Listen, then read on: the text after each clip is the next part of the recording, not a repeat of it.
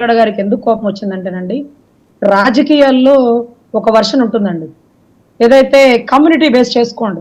ఒక కమ్యూనిటీ చంద్రబాబు గారికి సంబంధించి భువనేశ్వర్ గారు బయటకు వస్తారు, బ్రహ్మణి గారు బయటకు వస్తారు. ఇటు చూస్తే చంద్రబాబు గారు కాదు, మన జగన్మోహన్ రెడ్డి గారు చూస్తే భారతి గారు, షర్మిల గారు బయటకు వస్తారండి. కాపు కమ్యూనిటీలో వందలోనండి 5% ఆడబిడ్డలే బయటకు వస్తారు. ముద్రగడ గారికి ఒక ఆడబిడ్డ ఉందని ఇప్పటి వరకు మాకు తెలియదండి. ఆ అమ్మాయి వచ్చి మైక్ తో మాట్లాడి ఈ రోజు ఎందుకు నాన్నగారు జగన్మోహన్ రెడ్డి గారితో ఈ రోజు మీరు ఎంత ఉన్నా సరే అవసరానికి వాడుకొని వదిలేస్తారు, మీరు ముద్రగడ రెడ్డి పెట్టుకోవడం ఏంటి మాటలు అంటూ అమ్మాయి ఎప్పుడైతే మీడియా ముఖంగా బయటకు వచ్చిందో అప్పుడే ముద్రగడ గారికి ఒక ఆడబిడ్డ ఉంది అని తెలిసిందండి. ఈ రోజు ప్రజారాజ్యం పార్టీలో ఉన్నటువంటి చిరంజీవి గారు సైతం ఏ రోజు సురేఖ గారో లేకపోతే ఆడబిడ్డలో ఎవరు వచ్చి ప్రచారానికి రాలేదండి. ఈ రోజు మేము ప్రతి ఎమ్మెల్యేని చూస్తున్నాం. ప్రతి ఎమ్మెల్యే ఈ రోజు ప్రచారంలో ఉన్న భార్య బిడ్డలు వాళ్ళ తరపు బంధువులు మొత్తం ప్రచారంలో ఉంటారు. ఎక్కడో అంటే అక్కడక్కడ కాదంటే 100లో 5% ఆడవాళ్ళు, వంగ గీత గారు లాంటి వాళ్ళు, మా లాంటి వాళ్ళు అక్కడక్కడ మచ్చుక్కి కొంతమంది బయటకు వస్తారండి. ఇప్పుడు ముద్రగడ గారికి కోపం రెట్టింపు ఎందుకైందంటే, నా కూతురు నువ్వు స్టేజ్ మీద చూపిస్తావా, తప్పే ఉంది. షర్మిలమ్మ ఈ రోజు ఉగ్ర రూపం దాల్చట్లా, ఈ రోజు బ్రహ్మణి గారు మంగళగిరి సందుల్లో గొంతుల్లో ప్రచారం చేయట్లా. మరి ఎందుకు తప్ప అనిపించింది అంటే ఆ కులంలో ఉన్నటువంటి కట్టుదిట్టాలండి. అందుకనే పవన్ కళ్యాణ్ గారు 3 అంచెలు ముందుకెళ్ళి ఆ అమ్మాయికి కట్టువ కప్పంది. అందుకే ప్రచారానికి నువ్వు రావద్దు తల్లి, నేనే స్వయంగా నీ ఇంటికి వచ్చి నీ తండ్రి పర్మిషన్ తీసుకున్నాక నిన్ను పార్టీ కండువా కప్పుతాను, నీకు జనసేన అభ్యర్థిగా రాగల ఎలక్షన్స్ లోని ఎందుకు చెప్పారు, ఇప్పుడే ఎందుకు కండువా కప్పలేదు అంటే తెలుసండి. మా కట్టుదిట్టాలు తెలుసు, ఆయన ఇబ్బంది పడతాడని తెలుసు.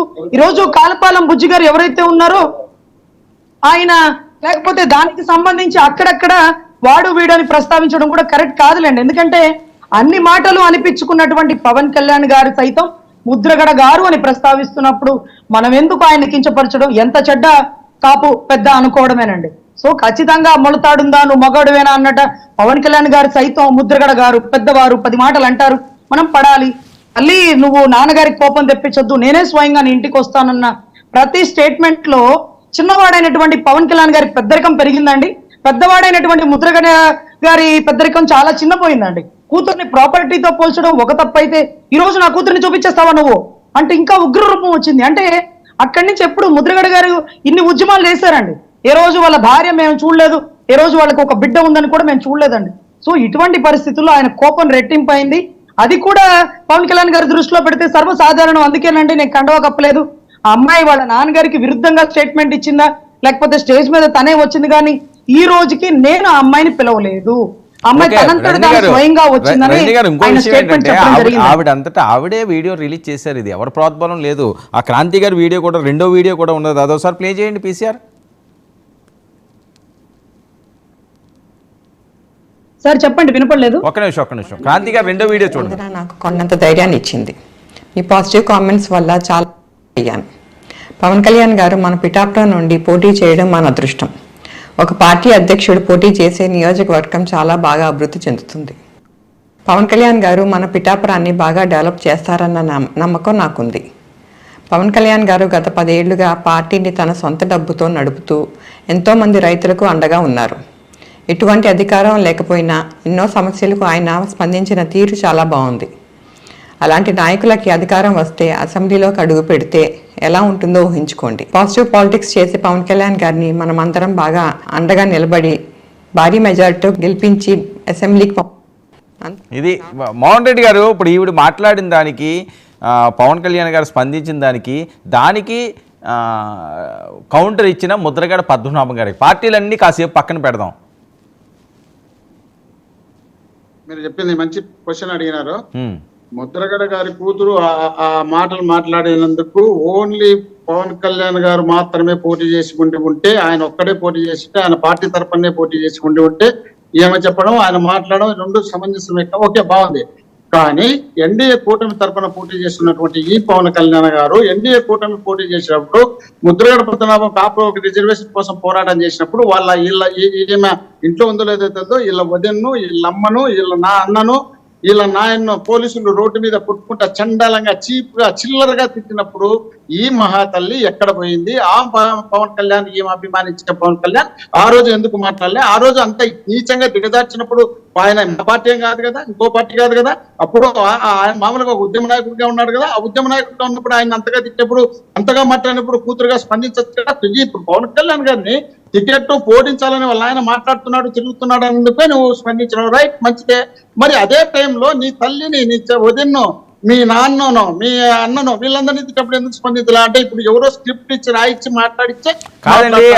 అది అది ఎవరి హయాంలో జరిగింది? పవన్ కళ్యాణ్ గారు లేకపోతే మెగా ఫ్యామిలీ చిరంజీవి గారు చేయించారు అదంతాని ఆయన్ని? ఏది ముద్రగడ గారిని ఎవరు కొట్టారు, ఎవరు లాగారు, ఎవరు ఇబ్బందులు పెట్టారు? మీకు ఐడియా లేదు ఎవరు చేసి? కాదు, నాకు ఐడియా ఉంది. మీరు ఎవరు అనుకుంటున్నారు అంటున్నా. దానికి పవన్ కళ్యాణ్ కి సంబంధం ఏంటి? సాక్షాత్తు చంద్రబాబు నాయుడు గారి దగ్గర నుండి అరే పవన్ కళ్యాణ్కి కాదండి, పవన్ కళ్యాణ్కి ముద్రగడ ఇష్యూకి సంబంధం కాదు. నా పాయింట్ ఏంటంటే పవన్ కళ్యాణ్కి ముద్రగడ ఇష్యూకి లింక్ ఏంటి? పవన్ కళ్యాణ్కి సంబంధం ఏంటి ఆ ఇష్యూలో? ఎట్లా మీరు అంత మేధస్సు ఉన్నటువంటి వ్యక్తి? అరే కాదండి, ఆయన ఏమైనా అధికారంలో ఉన్నారా? అప్పుడు జరిగిన ఇష్యూ గవర్నమెంట్ వర్సెస్ కాపు అండి. చెప్తా సార్ ఓపిక ఉంటండి. పవన్ కళ్యాణ్ గారు, చంద్రబాబు నాయుడు గారు, నరేంద్ర మోడీ గారు ముగ్గురు అలయన్స్ ఉన్నప్పుడే ఆ గవర్నమెంట్ ఉంది. ఆ గవర్నమెంట్ వచ్చింది అప్పుడే. ఆ గవర్నమెంట్ ఉన్నప్పుడే అలయన్స్ కాదు, ఈయన బయట నుంచి సపోర్ట్ చేశారు. ఆయన ఏం పార్టీలో పదవులు తీసుకోలేదు, ఆయన పోటీ చేయలేదు, బయట నుంచి సపోర్ట్ చేశారు మోదీ గారు. హామీ ఇస్తున్నా, ఏదైనా జరగకపోతే నేను హామీ నేను చూసుకుంటా, నేను చేస్తా, నేను అమలు పరుస్తానని చెప్పినారు. మరి అదే కాపు కులానికి సంబంధించినటువంటి వ్యక్తి, కాపుల రిజర్వేషన్ కోసం పోరాటం చేసినటువంటి వ్యక్తి, అనేక పోరాటాలు చేసిన వ్యక్తి బాగా ఈ వయసులో కూడా మళ్ళీ పోరాటమే చేస్తూ ఉంటే, ఆ పోరాటానికి చేస్తున్నప్పుడు కనీసం ఆ పార్టీకి సంబంధించినటువంటి వీళ్ళ కూటమికి సంబంధించినటువంటి పెద్ద మనిషి ఆ రోజు మా ముఖ్యమంత్రిగా ఉన్నాడు. ఆ పెద్ద మనిషి ముఖ్యమంత్రిగా ఉన్నప్పుడు 100 మంది పోలీసులు పంపించి వాళ్ళ ఊర్లోకి పంపించి ఇంట్లో నుండి బయటకి ఈడ్చుకొచ్చి కొట్టి తిట్టి చండాలంగా నీచంగా నికృష్టంగా మాట్లాడితే మరి కాపు కులానికి అందరికీ కాదండి. అప్పుడు ఆ ఇష్యూలో చిరంజీవి గారు పెద్దన పాత్ర పోషించారు, దాసనారాయణరావు గారు పెద్దన పాత్ర పోషించారు. వాళ్ళిద్దరూ వెళ్ళారు ఆయన దగ్గరికి, ఆయన్నే రానవలేదు. వర్మ గారు చిరంజీవి గారికి సంబంధం లేదు, కులస్తుడుగా వచ్చినాడు. ఓకే, దాసనారాయణరావు గారు